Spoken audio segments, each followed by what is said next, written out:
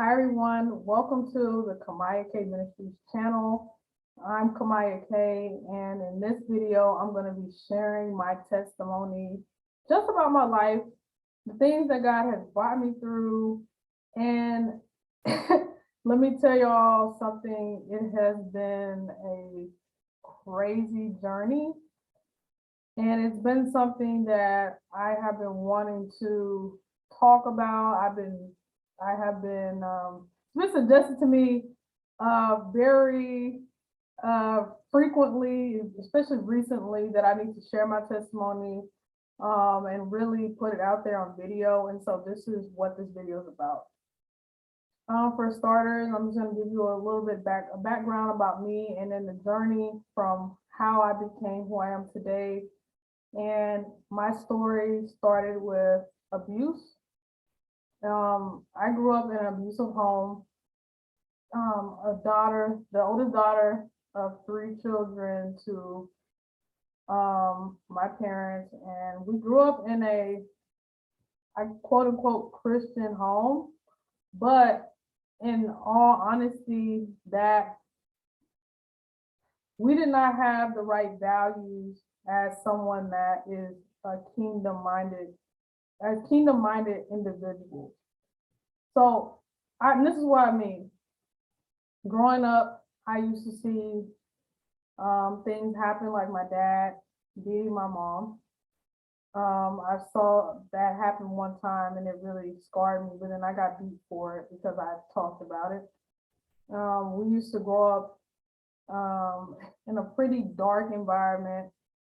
And one of the main things I want to really talk about in my testimony today is just the effects that generational curses has had on my life and witchcraft, and how God has brought me from those things, because I think a lot of people are just not aware that these things are real. These things, even if you are a born again believer, these things can still affect your life. And so this is where I'm coming from. So my dad we watched a lot of dark television, a lot of TV. At the age of 4 and 5, he had me watching shows that was shows like kids getting kidnapped to put me in a place of fear, so I would not talk to strangers or whatever. And I used to see those things, like highly mature content at age 4 or 5. We would be watching when we had family time, we watched a lot of TV, and again, it was very dark content. The Walking Dead, like things like things like the show Dexter, like while we're watching Dexter, things like Hannibal, always scary content, always fear, horror. Those were the things that my dad wanted us to watch together as a family.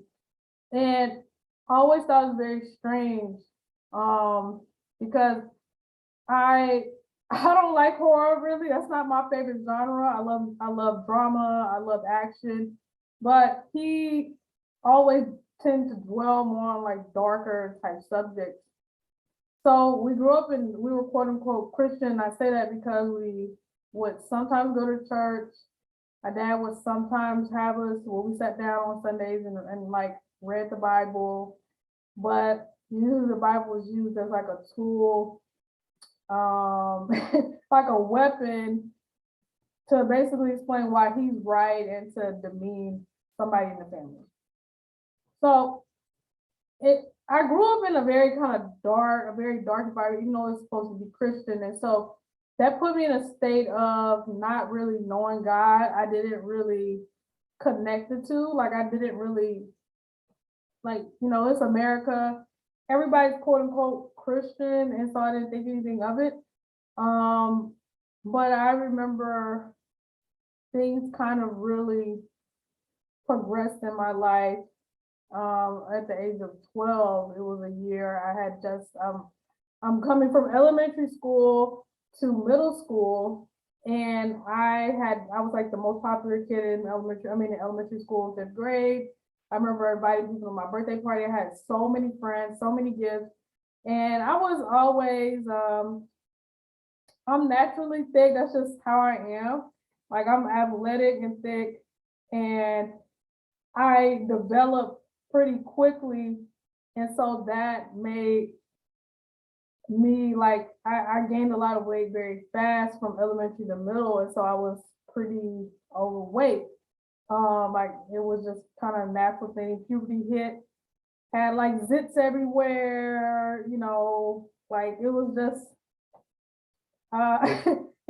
middle school is not everybody's best time. Like we all know that middle school was like hell, felt like, and for me it really was. So I coming from fifth grade to sixth grade, I went to middle school and I went from having all these friends, popular and just living my best kid life, to where nobody wanted to eat with me at lunch.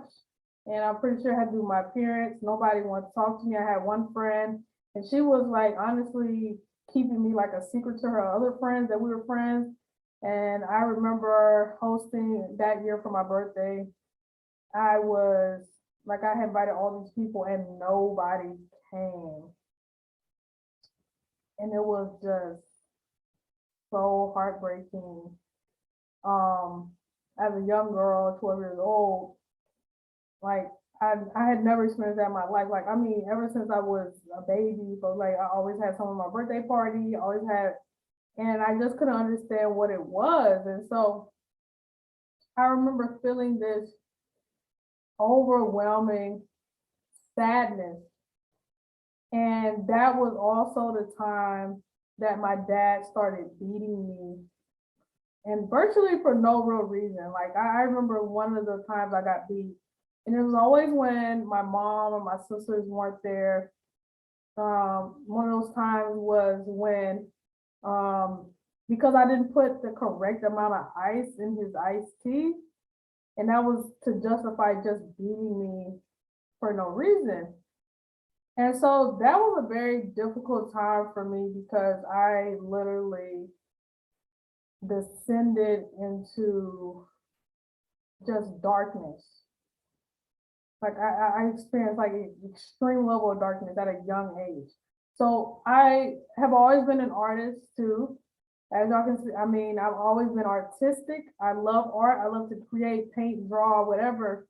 And so that was always my outlet, in that type of environment. And it still is near and dear to my heart. But knowing those things, like I remember me drawing, and the drawings material, like I look back on, I still have a lot of my drawings and my journals and everything from the time. It was like extremely dark material. And so I was a high, I imagine, I think about it now, I was what you call a high functioning depressive person. And I didn't know it at the time, but I had a spirit of depression. It was so bad. Like when I tell you, it was very, very strong on me, because it felt like I remember when it first started. It started off, I think the birthday party was the first thing, like me not having any friends. I used to make straight A's. I made straight A's even that year in sixth grade. And I was just, doing what I always did, and drawing and things like that. But I feel like I had no real connection to people. I remember my mom, she was really kind of busy that year, and my grandpa was picking me up from school and taking me home.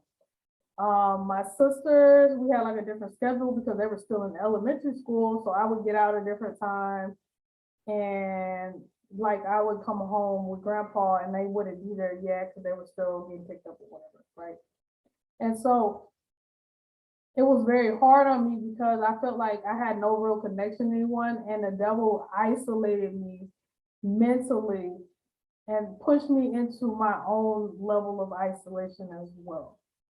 So what ended up happening is I went from, the trigger was my birthday, not having friends, not gonna have any friends at school, not having connection with my mom, not really having connection with my siblings. And then the only real connection I was having was I was getting beat by my dad.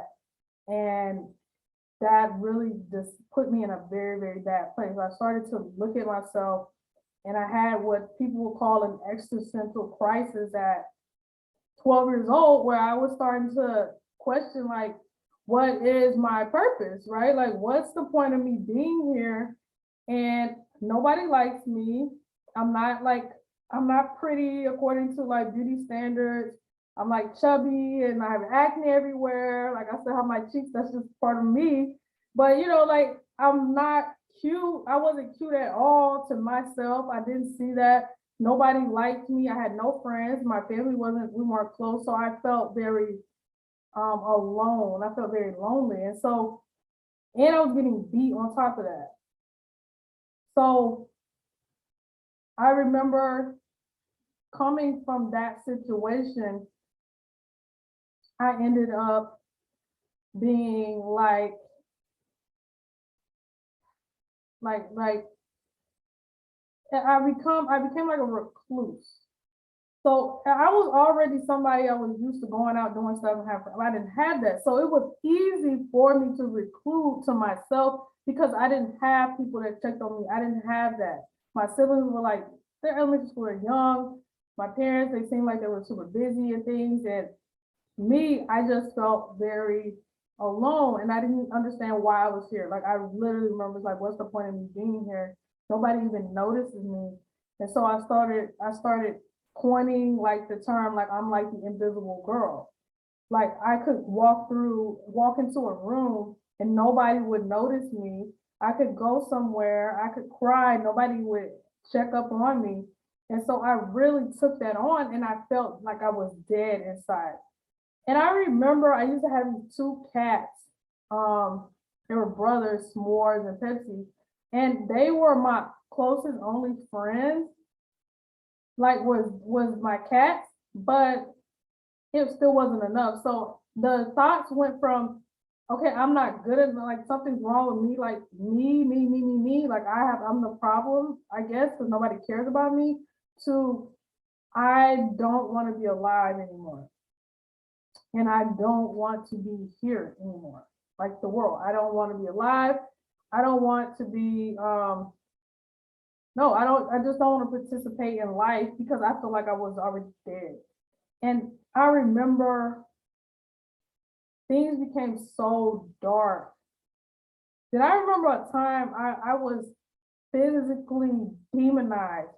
I remember waking up. I used to things used to get really bad. Like I had this like floor length mirror, and I would look at myself and I would punch myself. I hated myself deeply. And it was just such a deep rooted hatred, but I know now it's a spirit of it. It was these demons, I was so demonized, they were trying to kill me.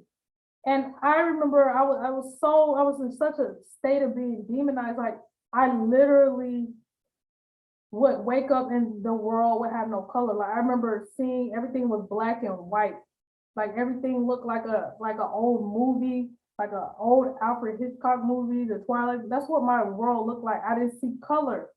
So I would get up and it became like a routine. And it felt like I was getting, every day I was moving further and further away from people. So my dad had this thing where he wanted us to like get some exercise. Like I said, I've always been athletic. I used to always run with boys. I used to play with them. All my friends were boys. Even I had friends that were girls, but like I was always like that girl. We're gonna go run. We're gonna play. We're gonna bike. But he always has this thing where he had this thing where, okay, y'all gonna have to still walk outside, even though we had a gym or whatever. That's a whole nother subject. But so we would go on these walks around the neighborhood, and I started to pray that a car would hit me.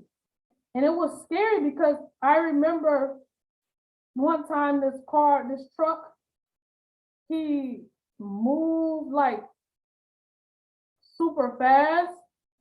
And it felt like he got close to me, but it was like he obviously saw me, so he slowed. Like I mean, he wasn't that far from me, but I felt like I was actually gonna get hit, and I was like happy about it.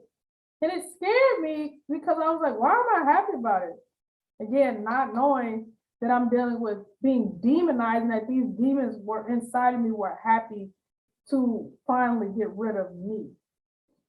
So I remember a moment like this was kind of my day. I wake up, and at this point, school had already been out. So at this point, when I was suicidal, I hadn't gotten to the point where I could kill myself, but I wanted death to come upon me. So I wanted it to happen. And so this was summertime. So summertime, I remember I was upstairs. We had upstairs. I used to draw a lot. I didn't talk to a lot of people. I didn't have friends, so it didn't matter either way. And so I would talk to my mom, and my mom would she was like in and out. Like I didn't feel like I really saw her for that season of my life. But that particular day, she called me. I mean, she came upstairs and she asked me, "Hey Maya, you've been kind of quiet, and I just want to know how you are." And that question, I just want to know how you are, was the question that the demons always put in my mind. See, to make me feel like I wasn't even a good enough person to be asked how I was. So I used to literally, the demons would talk to me and say, see, you care so much about people, but they don't even ask how you are. That's how you know that you don't mean anything. That's how you know. And so when she asked me that question, it was like I almost broke down in tears because it was and I'm not kidding, it was a very, very, very long time since someone had really asked how I was. And I proceeded to take that opportunity and I told her, I said, Mom, I really don't love myself. I don't like myself. I hate myself. I think I'm ugly. I have no friends. Nobody wants to talk to me. And I was like, everything, like, I don't know why I'm here. Like, I don't see any worth in myself. And I could tell this was the first time my mom, she wasn't expecting an answer. And like, whatever, she was like copying some papers or doing something, that completely stopped. And she just grabbed me and she held me and we cried, like we just cried. And she is the one that started introducing me to Christ. She had me read this poem. I'm still trying to remember that poem, guys. If I remember, I'll let y'all know in another time. But it was a really good poem just talking about daring to actually, what if we're afraid to be who how great we actually are. Like, it was very motivational, very inspirational. And then she introduced me to Christ, and I really started having a personal relationship with Christ at 12, to the point that I gave my life to Christ and I repented, and I literally, like, it changed my whole life. I remember that year, I worked out a lot. I spent time in the Bible. I spent time with God. I was like 12, and he had me, and I was like, I was so different. My mindset changed. I had so much peace, and I didn't want to kill myself anymore at 12. I didn't want death, and I felt great, like never. I mean, that something was transformative. It was transformative. I gave my life to Christ. I did whatever, and I did whatever I could to feel better. And so I worked out a lot, and I got in like really good shape. And so by the time 7th grade hit, I was like, I had lost, a lot of the puberty weight or whatever, and then life kind of went on. But that's only the beginning of my story. So here I am, 12, and I'm a Christian, and know what I'm supposed to do, and I'm supposed to help save other people, and through lead them to Christ and things like that. And I was just so happy to feel alive again. And so, but I wasn't aware of, like, trying to evangelize as a teenager. Like, I'm 13 now, 12, 13. And it was like a very different experience. So I grew up, and I had like very deep rooted morals